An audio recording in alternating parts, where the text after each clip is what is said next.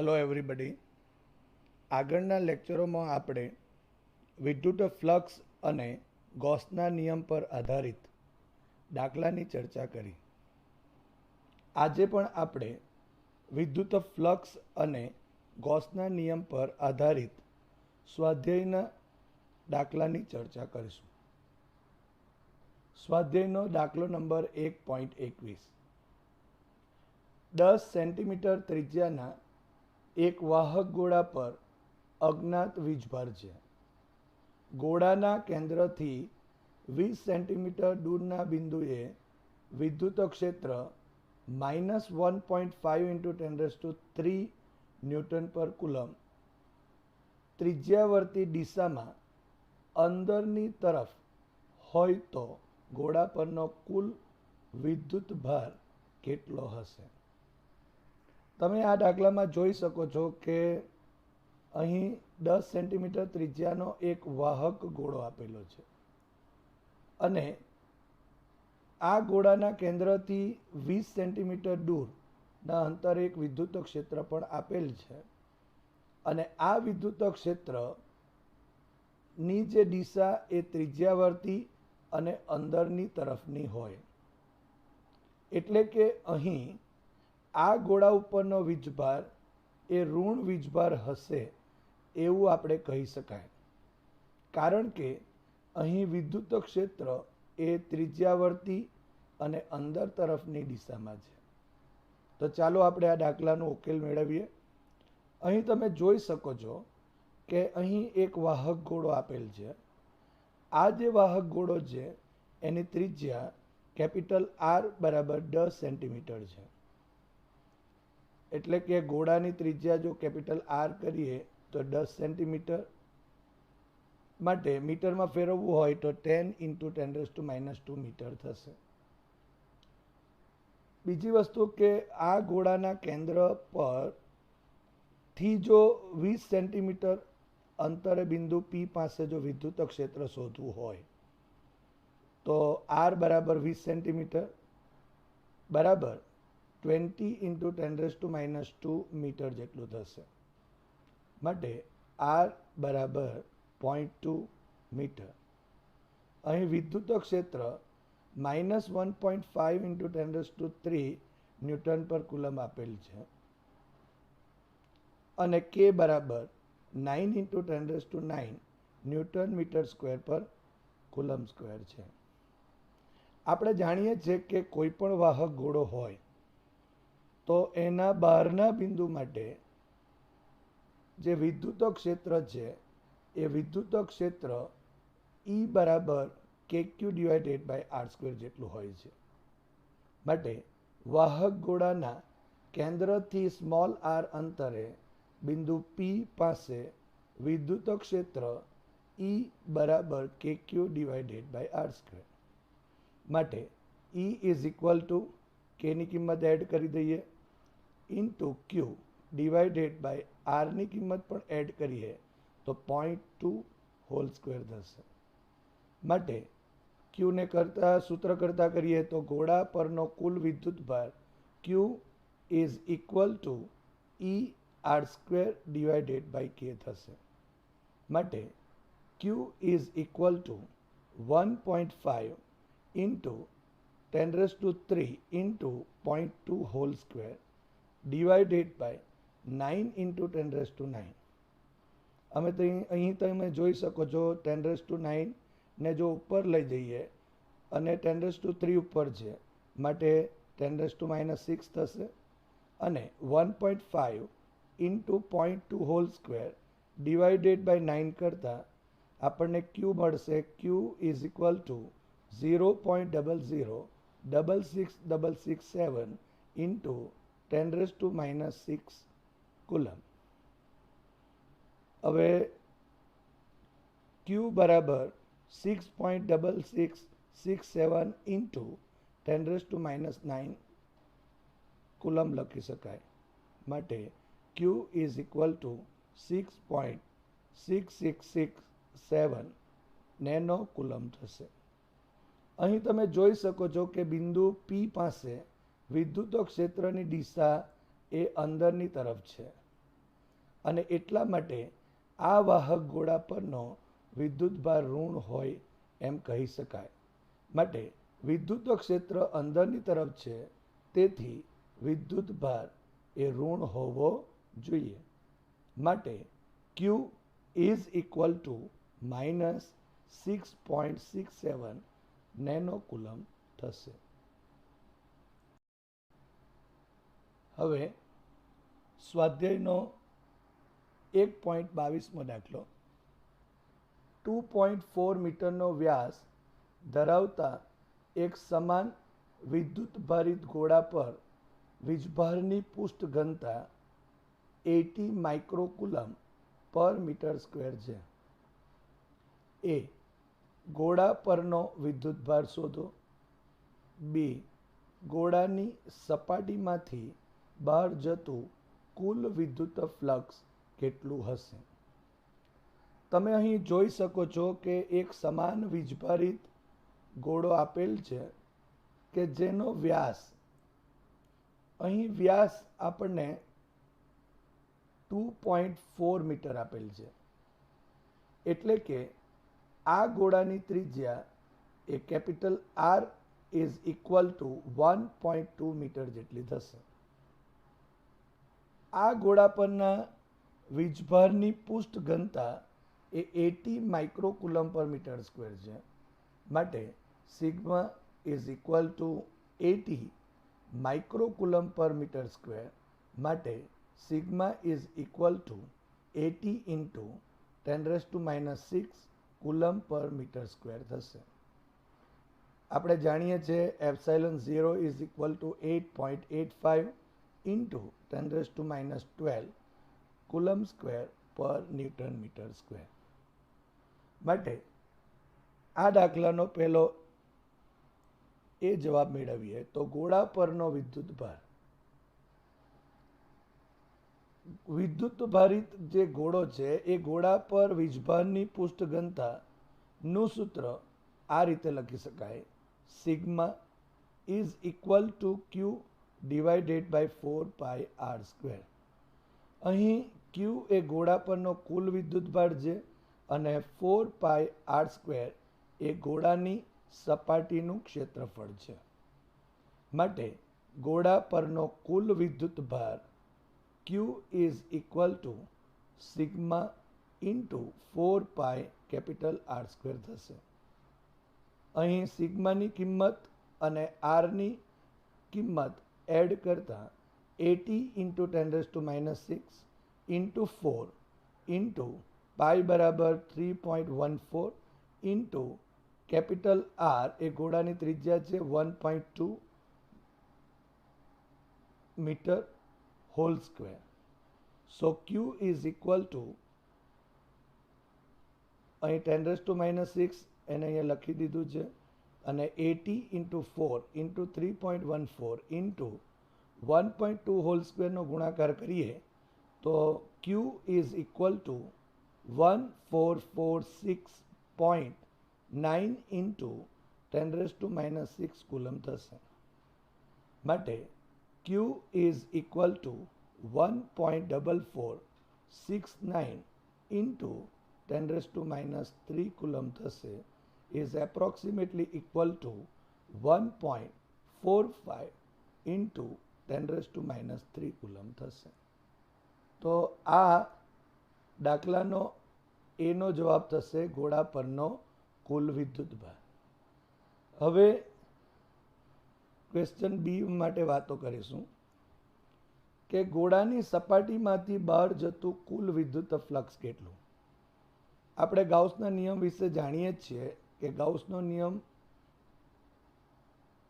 મુજબ જો આપણે વાતો કરીએ તો ગાઉસના નિયમ મુજબ ગોળાની સપાટીમાંથી બહાર નીકળતું કુલ વિદ્યુત flux phi is equal to Q divided by epsilon 0 થશે.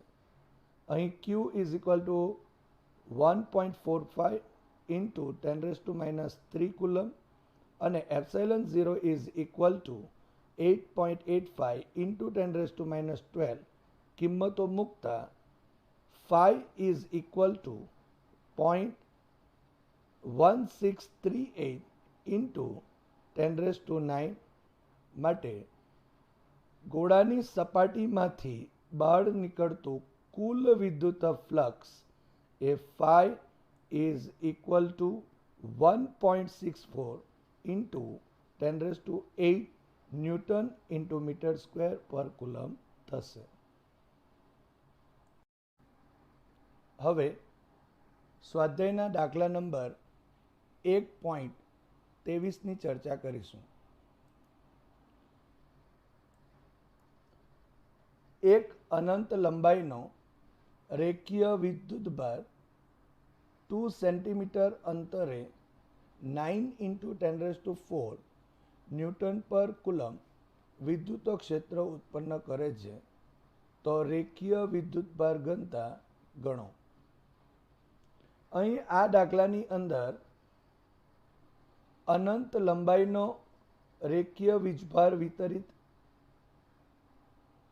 એક તાર આપેલ છે અને આ તારથી 2 સેન્ટીમીટર જેટલા અંતરે એક વિદ્યુત ક્ષેત્ર આપેલ છે, તો એની રેખીય વિદ્યુતભાર ઘનતા શોધવાની છે.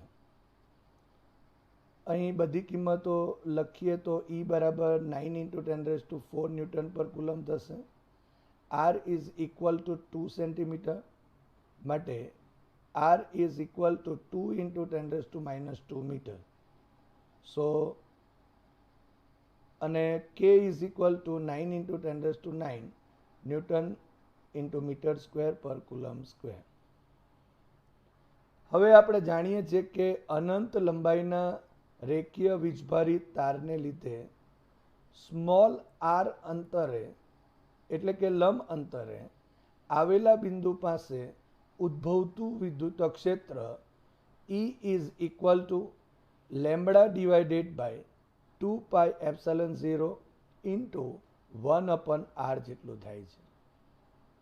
અહીં લેમ્બડા એ રેખીય વીજભાર ઘનતા છે, એ વિદ્યુત ક્ષેત્ર છે અને સ્મોલ આર એ તારથી લંબ અંતર છે. માટે અહીં લેમ્બડાને સૂત્ર કરતાં કરતાં રેખીય વિદ્યુતભાર ઘનતા lambda is equal to 2πε0 into E into R થશે. ધારો કે આ પદમાં 2 વડે ગુણીએ અને જો 2 વડે જો ભાગી નાખીએ તો ઉપરનું પદ એ 4πε0 ડિવાઇડેડ બાય 2 ઇન્ટુ અહીંયા E ઇન્ટુ આર થશે. આપણે જાણીએ છીએ કે K બરાબર 1/4πε0 માટે 4πε0 ઇઝ ઇક્વલ ટુ 1/K લખી શકાશે. માટે રેખીય વિદ્યુતભાર ઘનતા lambda is equal to ER divided by 2K થશે. અહીં ER અને K ની કિંમત મૂકતા 9 into 10⁴, R ની કિંમત 2 into 10⁻², અહીંયા 2 અને K ની કિંમત 9 into 10⁹ થશે. અહીં 2 અને 2 કેન્સલ આઉટ થશે, 9 અને 9 કેન્સલ આઉટ થશે, આ 9 ઉપર જશે માટે 10⁻9 and 10⁻² is equal to 10⁻11 અને 10⁴. So lambda is equal to 1 into 10⁻7 થશે. માટે lambda is equal to 0.1 into 10⁻6 coulomb પર મીટર થશે. માટે lambda is equal to 0.1 10⁻6 coulomb is equal to 1 microcoulomb. So lambda is equal to 0.1 microcoulomb per meter થશે. આ સ્વાધ્યાય number 1.23નો answer થયો. હવે સ્વાધ્યાયના 1.24ની ચર્ચા કરીશું. બે મોટી પાતળી ધાતુની પ્લેટો એકબીજાની નજીક અને સમાંતર છે. તેમની અંદરની બાજુઓ પર વિરુદ્ધ ચિહ્નો ધરાવતી અને 17 into 10⁻22 કુલમ પર મીટર સ્ક્વેર મૂલ્યની વિદ્યુતભારની પૃષ્ઠ ઘનતા છે. એ પ્રથમ પ્લેટની બહારના વિસ્તારમાં, બી બીજી પ્લેટની બહારના વિસ્તારમાં અને સી બંને પ્લેટોની વચ્ચેના વિસ્તારમાં વિદ્યુત ક્ષેત્ર ઈ શોધો. આપણે જાણીએ છીએ કે જો બે મોટી અને પાતળી ધાતુની પ્લેટો આપેલી હોય તો અનંત વિસ્તરિત વીજભારિત પૃષ્ઠને લીધે કોઈપણ બિંદુ પાસે ઉદ્ભવતું વિદ્યુત ક્ષેત્ર એ એક સરખું E બરાબર સિગ્મા ડિવાઇડેડ બાય 2ε0 હોય છે. અહીં દાખલાની અંદર એ બિંદુ પાસે, બી બિંદુ પાસે અને સી બિંદુ પાસે વિદ્યુત ક્ષેત્ર ઈ કેટલું છે એ શોધવાનું છે. સૌપ્રથમ આપણે જોઈએ તો અહીંયા પ્રથમ જે પ્લેટ છે એ ધન વીજભારિત મોટી પાતળી પ્લેટ છે અને બીજી જે પ્લેટ છે એ ઋણ વીજભારિત છે. એટલે આ પ્લેટને લીધે કોઈપણ બિંદુ પાસે ઉદ્ભવતું વિદ્યુત ક્ષેત્રની દિશા એ બહારની તરફ હશે. એટલે કે આ પૃષ્ઠથી બહારની તરફ હશે. એટલે જો ધારો કે પહેલી પ્લેટને આ તરફ જો વિચારીએ તો વિદ્યુત ક્ષેત્ર આ તરફની દિશામાં, અહીંયા વિચારીએ તો આ તરફની દિશામાં હશે. એ જ રીતે આ પ્રથમ પ્લેટની આ બાજુ વિચારીએ તો એની દિશા આ રીતે બહારની તરફ હશે. એવી જ રીતે પ્લેટ 2માં ઋણ વીજભાર છે અને તે એટલે આ કોઈ પણ બિંદુ પાસે વિદ્યુત ક્ષેત્રની દિશા એ આ પ્લેટ તરફની દિશામાં હશે. એટલે કે આમ હશે, આ તરફની દિશામાં હશે અને આ તરફની દિશામાં હશે. તો ચાલો આપણે સૌપ્રથમ આ પ્લેટની બહારના વિસ્તારમાં એટલે કે આ તરફ ડાબી બાજુ એ કેટલું વિદ્યુત ક્ષેત્ર છે એ જોઈએ.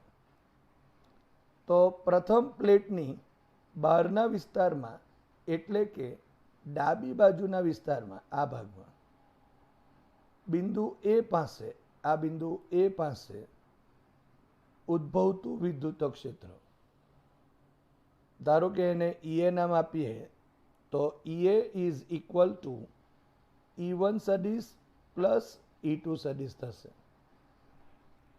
હવે આ પ્રથમ પ્લેટના લીધે આ બિંદુ એ પાસે વિદ્યુત ક્ષેત્ર આગળ જોયું તે પ્રમાણે બહારની તરફ હશે અને આ ઋણ વીજભારિત પ્લેટના લીધે બિંદુ એ પાસે વિદ્યુત ક્ષેત્ર E2 આ તરફની દિશામાં હશે. ધારો કે આ દિશાને જો આપણે એક્સ દિશા જો ધારી લઈએ તો E1ની દિશા અત્યારે ઋણ એક્સ અક્ષ દિશાની થશે અને E2ની દિશા એ ધન એક્સ અક્ષની દિશામાં થશે. માટે sigma divided by 2ε0 minus i caret plus sigma divided by 2ε0 i caret લખાશે. માટે એ ઇઝ ઇક્વલ ટુ 0 થશે. આમ જે પ્રથમ પ્લેટ છે એ પ્રથમ પ્લેટની બહારના વિસ્તારમાં એટલે કે આ વિસ્તારમાં વિદ્યુત ક્ષેત્ર 0 થશે. હવે આ બીજી પ્લેટ છે એ બીજી પ્લેટની બહારના વિસ્તારમાં એટલે કે જમણી બાજુ એટલે કે આ વિસ્તારમાં વિદ્યુત ક્ષેત્ર માટેની ચર્ચા કરીએ. ધારો કે બિંદુ બી પાસે, આ બિંદુ બી પાસે આ પ્રથમ પ્લેટ છે એના લીધે ઉદ્ભવતું ક્ષેત્ર બહારની તરફ એટલે કે આ દિશામાં હશે. E1ની દિશા એ એક્સ અક્ષની દિશામાં છે અને E2ની દિશા એ ઋણ એક્સ અક્ષની દિશામાં છે. માટે આ બિંદુ બી પાસે ઉદ્ભવતું વિદ્યુત ક્ષેત્ર EB is equal two E1 plus E2 is equal to sigma divided by 2 epsilon 0 I caret plus sigma divided by 2 epsilon 0 minus I caret. માટે EB પાસે પણ અહીંયા વિદ્યુત ક્ષેત્ર શૂન્ય થશે. એટલે કે બીજી પ્લેટની બહારના વિસ્તારમાં એટલે કે આ વિસ્તારમાં પણ વિદ્યુત ક્ષેત્ર શૂન્ય થશે. હવે આ બંને પ્લેટો છે એનો અંદરનો જે વિસ્તાર છે એ અંદરમાં વિસ્તારમાં કોઈ પણ બિંદુ પાસે વિદ્યુત ક્ષેત્ર કેટલું હોય એની ચર્ચા કરીએ. ધારો કે બિંદુ સી પાસે વિદ્યુત ક્ષેત્રની વાતો કરીએ તો ધન પ્લેટ છે, તો આ ધન પ્લેટને લીધે બિંદુ સી પાસે વિદ્યુત ક્ષેત્રની દિશા E1 એ એક્સ અક્ષની દિશામાં જ છે અને આ ઋણ પ્લેટના લીધે પણ બિંદુ સી પાસે વિદ્યુત ક્ષેત્રની દિશા એ એક્સ અક્ષની દિશામાં જ છે. માટે આ બંને પ્લેટોની વચ્ચેના વિસ્તારમાં બિંદુ સી પાસે વિદ્યુત ક્ષેત્ર EC is equal two E1 સદિશ પ્લસ E2 સદિશ is equal to sigma by 2 epsilon 0 I caret plus sigma divided by 2 epsilon 0 I caret. અહીં કિંમતો મૂકતા અહીં સિગ્મા બરાબર 17 ઇન્ટુ 10⁻²2 કુલમ પર મીટર સ્ક્વેર આપેલ છે અને આપણે જાણીએ છીએ epsilon 0 is equal to 8.85 into 10⁻12 coulomb square પર ન્યૂટન મીટર સ્ક્વેર થાય. માટે કિંમતો મૂકતા 2 into sigma divided by 2 epsilon 0 I caret થશે. અહીં 2 અને 2 કેન્સલ આઉટ કરીએ. So EC is equal to sigma divided by epsilon 0 into I caret થશે. અહીં સિગ્માની અને એપ્સિલન 0ની કિંમત ઉમેરતા 17 into 10⁻22 divided by 8.85 into 10⁻12 I caret થશે. માટે EC is equal to 1.9209 into 10⁻10 I caret newton per coulomb જેટલું થશે. તો આ થયો સ્વાધ્યાયનો દાખલા નંબર 1.24નો આન્સર.